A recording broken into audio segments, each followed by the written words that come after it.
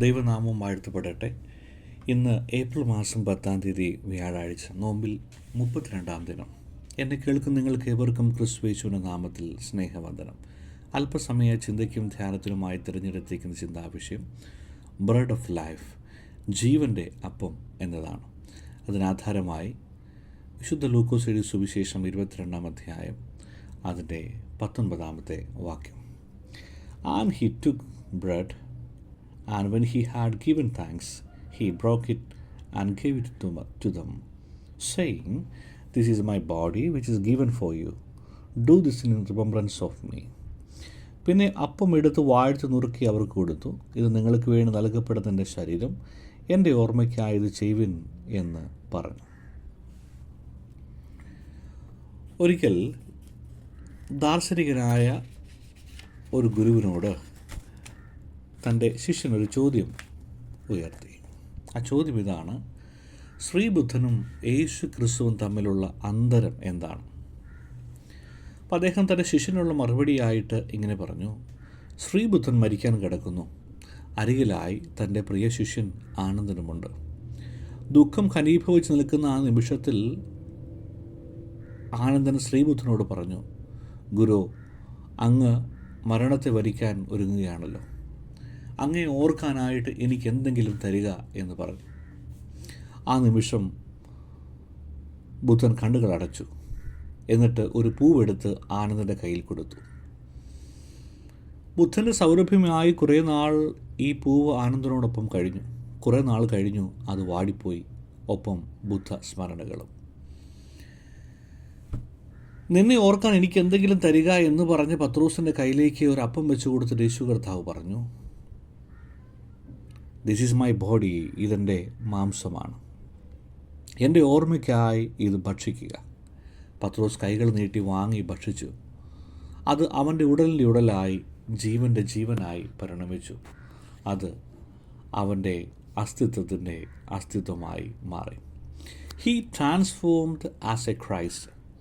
ഒരു തലമുറയ്ക്കും മറക്കാൻ കഴിയാത്ത ഓർമ്മയായി ക്രിസ്തു മാറി എന്ന് നാം മനസ്സിലാക്കണം. യേശു കർത്താവും ശിഷ്യന്മാരും മാളിക മുറിയിൽ ഈ ഒരു അനുഷ്ഠാനത്തെ നിർവഹിക്കുന്നത് പെസഹ തിരുനാളിൻ്റെ പശ്ചാത്തലത്തിലാണ്.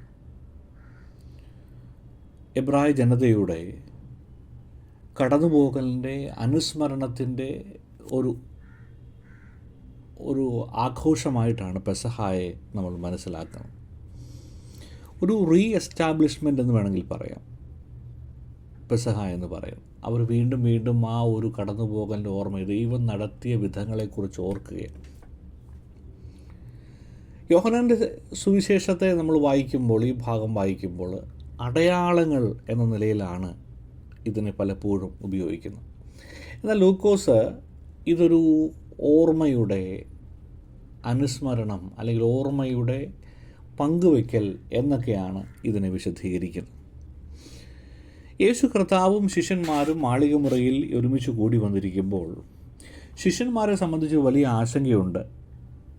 യേശു കർത്താവ് പലകുറി അവരോട് പറഞ്ഞിട്ടുണ്ട്: ഞാൻ ശത്രുക്കളുടെ കയ്യിൽ ഏൽപ്പിക്കപ്പെടും, ഇനി ഞാൻ മരിക്കും, 3-ാം നാൾ ഉയർത്തെഴുന്നേൽക്കും, ഇങ്ങനെയൊക്കെ പറയുന്നെങ്കിലും പലപ്പോഴും അവരുടെ ഇച്ഛകൾക്കും ആഗ്രഹങ്ങൾക്കും വിരുദ്ധമായിട്ടാണ് യേശു കർത്താവ് ഈ വാക്കുകൾ പറയുന്നത്. യേശുവിനെ കൊണ്ട് തന്നെ ഒരു പുതിയ സാമ്രാജ്യ രൂപീകരണത്തിനായിട്ട് നിരന്തരം പരിശ്രമിച്ചു കൊണ്ടിരിക്കുന്ന ശിശു സമൂഹങ്ങൾക്ക് ഈ വാക്കുകൾ വല്ലാത്ത നൊമ്പരം സൃഷ്ടിച്ചിരുന്നു. ഇങ്ങനെ തങ്ങളുടെ ഭാവി എന്തായിത്തീരും, തങ്ങൾ എങ്ങനെയാണ് ഇനി മുൻപോട്ട് തങ്ങളുടെ ഉപജീവനം കഴിക്കേണ്ടത്, എങ്ങനെയാണ് ഞങ്ങളുടെ വഴികളെ നിയന്ത്രിക്കേണ്ടത് എന്നിങ്ങനെയുള്ള വൈവിധ്യപൂർണമായ ആശങ്കകളുടെ മധ്യത്തിലാണ് യേശു കർത്താവ് ഈ പെസഹ ആചരണത്തെ മറ്റൊരു തരത്തിലേക്ക് കൺവേർട്ട് ചെയ്യുക. സാധാരണഗതിയിൽ അതിലെ മുതിർന്ന വ്യക്തി അപ്പം എടുത്ത് നുറുക്കി എല്ലാവർക്കും പങ്കിടുന്ന ഒരു പൊതു രീതിയിൽ നിന്നും ഇവിടെ ഗുരുവായ യേശു കർത്താവ് ഈ അപ്പം എടുത്ത് നുറുക്കി അതിൻ്റെ കൂടെ ഒരു വാചകം കൂടെ ചേർത്ത് പറയുക: അപ്പം എടുത്ത് വാഴ്ത്തുറുക്കി അവർക്ക് കൊടുത്ത്, നിങ്ങൾക്ക് വേണ്ടി നൽകപ്പെടുന്ന എൻ്റെ ശരീരം, എൻ്റെ ഓർമ്മയ്ക്കായി ഇത് ചെയ്യുവിൻ. തൻ്റെ ശരീരത്തോടാണ് യേശു കർത്താവ് ഇതിനെ ഉപമിക്കുന്നത്. അതായത് നിങ്ങളിത് കഴിക്കുന്നത് എൻ്റെ ശരീരം തന്നെയാണ്, ഞാൻ നിങ്ങൾക്ക് വേണ്ടി നുറുക്കപ്പെടുമ്പോൾ ആ ശരീരം തന്നെയാണ് നിങ്ങളുടെ ഉള്ളിലേക്ക് സന്നിവേശിക്കപ്പെടുന്നത്. അത് നിങ്ങളുടെ ജീവൻ്റെ ജീവനായും ഉടലിൻ്റെ ഉടലായും മാറും. അത് നിങ്ങളിൽ എക്കാലവും നിലനിൽക്കും എന്നുള്ള അർത്ഥത്തിലാണ് അതിനെ ഉപയോഗിക്കുന്നത്. ഓരോ ആഴ്ചകളിലും വിശുദ്ധ സംസർഗത്തിനായിട്ട് നമ്മൾ അൾത്താരയിലേക്ക് പ്രവേശിക്കുമ്പോൾ അവിടെ നമ്മൾ ഇതേ ഓർമ്മയുടെ അനുസ്മരണം തന്നെയാണ് നിർവഹിക്കുന്നത് എന്നതുകൂടെ മനസ്സിലാക്കുമ്പോഴാണ് ഇതൊരു ഒരിക്കലും അഴിയാത്ത നിത്യമായ ഒരു ബന്ധമായിട്ട് നമുക്കിതിനെ മനസ്സിലാക്കാനായിട്ട് സാധ്യമാകുന്നത്. ആ ഒരു തിരിച്ചറിവോടു കൂടി ആയിരിക്കണം നമ്മൾ ഓരോ സമയത്തും യേശു കർത്താവിൻ്റെ ശരീര രക്തങ്ങളെ സ്വീകരിക്കുവാനായി.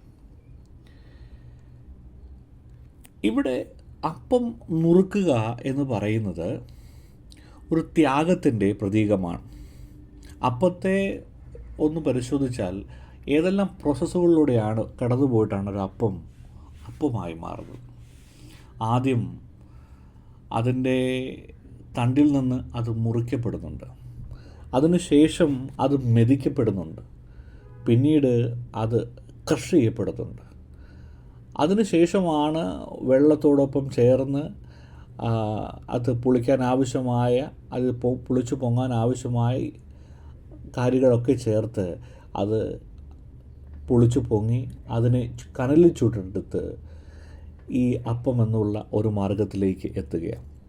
ഇത്തരം നിരവധി സഹനങ്ങളുടെ, നുറുക്കലുകളുടെ ജീവിതാനുഭവങ്ങളിലൂടെ കടന്നു പോകുന്നു. ഇതിലും മനോഹരമായി തൻ്റെ ജീവിതത്തെ വിശദീകരിക്കാൻ കഴിയില്ല എന്ന തിരിച്ചറിവോടുകൂടിയാണ് യേശു കർത്താവ് ഇത് എടുക്കുന്നത്. ഇതെടുത്ത് അവൻ നുറുക്കി എന്ന് പറയുക, ഒന്ന് പൊടിയുക, വീണ്ടും ഒന്ന് നുറുക്കപ്പെടുകയാണ്. അതായത് ഇത്രയും സഹനങ്ങളിലൂടെ കടന്നു വന്നതിന് ശേഷം വീണ്ടും ഒരിക്കൽ കൂടെ നുറുക്കപ്പെടുക. ആർക്ക് വേണ്ടിയാണ്? നിങ്ങൾക്ക് ഓരോരുത്തർക്കും വേണ്ടി. പ്രിയ ശിഷ്യന്മാരായ അവരെ രക്ഷിക്കുവാനായി തകർന്ന ദേഹമായി മാറുന്ന യേശു കർത്താവിനെ നാം ഇവിടെ കാണുകയാണ്. ഈ ഒരു തിരിച്ചറിവ് നമുക്കുണ്ടാകുമ്പോഴാണ് ക്രിസ്തുവിനോടുള്ള സ്നേഹത്തിലും സംസർഗത്തിലും നമുക്ക് നിലനിൽക്കുവാനായിട്ട് സാധ്യമാകുന്നത്. ഈ അപ്പം നമ്മളെ നിത്യജീവിതത്തിലേക്കാണ് നയിക്കുന്നത്. കർത്താവ് തൻ്റെ ശരീരം രക്തവും പങ്കുവയ്ക്കപ്പെടുമ്പോൾ നമ്മുടെ ആത്മാവ് ആ ആഹാരത്തെ സ്വീകരിക്കുക. അതോടൊപ്പം തന്നെ കർത്താവ് ചേർത്ത് വെക്കുന്നത് എൻ്റെ സ്മരണയ്ക്കായി, എൻ്റെ ഓർമ്മയ്ക്കായി ഇത് നിവർത്തിക്കണം.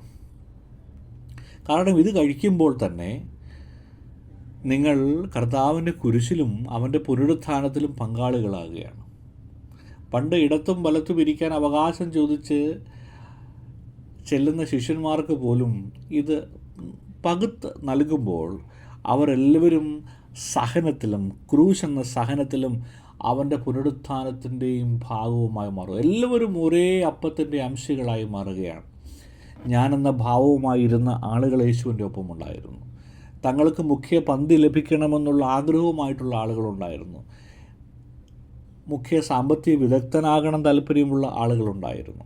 ഇവർക്കെല്ലാവർക്കും ഈ അപ്പത്തിൻ്റെ നുറുക്ക് ലഭിച്ചപ്പോൾ എല്ലാവരും സമന്മാരായി മാറി. അവിടെ അവർക്ക് ലഭിച്ച പദവികളോ, അവർക്ക് ലഭിച്ച സ്ഥാനമാനങ്ങളോ, അവർക്ക് ലഭിച്ച ഉന്നതിയോ, അവർ വിചാരിക്കുന്ന ഏതെങ്കിലും മഹത്വമോ ഒന്നും അവിടെ കണക്കിട്ടില്ല. എല്ലാവർക്കും തുല്യമായി അത് പങ്കുവയ്ക്കപ്പെട്ടു എന്നതാണ് നമ്മളിതിൽ മനസ്സിലാക്കേണ്ട ഒരു കാര്യം. അതായത് നമ്മുടെ എല്ലാ വിഭാഗീയതകളെയും തുടച്ചു കളയുന്ന, നമ്മുടെ എല്ലാ ചിന്തകളെയും ഇല്ലായ്മ ചെയ്യുന്ന കീഴടങ്ങലിൻ്റെ ഒരു നിമിഷം കൂടെയാണ് ഈ അനുഭവം എന്ന് പറയും. നമ്മൾ ഒരേ അപ്പത്തിൻ്റെ അംശികളായി മാറുമ്പോൾ നമ്മളെല്ലാവരും ആ സ്നേഹത്തിൻ്റെ, ക്രിസ്തു സ്നേഹത്തിൻ്റെ മാതൃകയിൽ പരസ്പരം സംയോജിക്കപ്പെടുന്ന നിമിഷം കൂടെയാണ്. ഓരോ ഓൾട്ടറിനും മുമ്പിൽ നമ്മൾ വലിപ്പ ചെറുപ്പങ്ങളില്ലാതെ മുട്ടുകുത്തുമ്പോൾ നമ്മളെല്ലാവരും ക്രിസ്തുവിന് മുമ്പിൽ സമന്മാരായി മാറുകയാണ്. മനുഷ്യരുടെ ദൃഷ്ടിയിൽ വ്യത്യസ്തതകളുണ്ടാകാം, പക്ഷേ ദൈവത്തിൻ്റെ സൃഷ്ടിയിൽ നമ്മളെല്ലാവരും ഒന്നായി മാറുന്നു എന്നത് നമ്മൾ തിരിച്ചറിയണം. പ്രിയപ്പെട്ടവരെ, ഞാൻ എൻ്റെ വാക്കുകൾക്ക് വിരാമം കുറിക്കുക.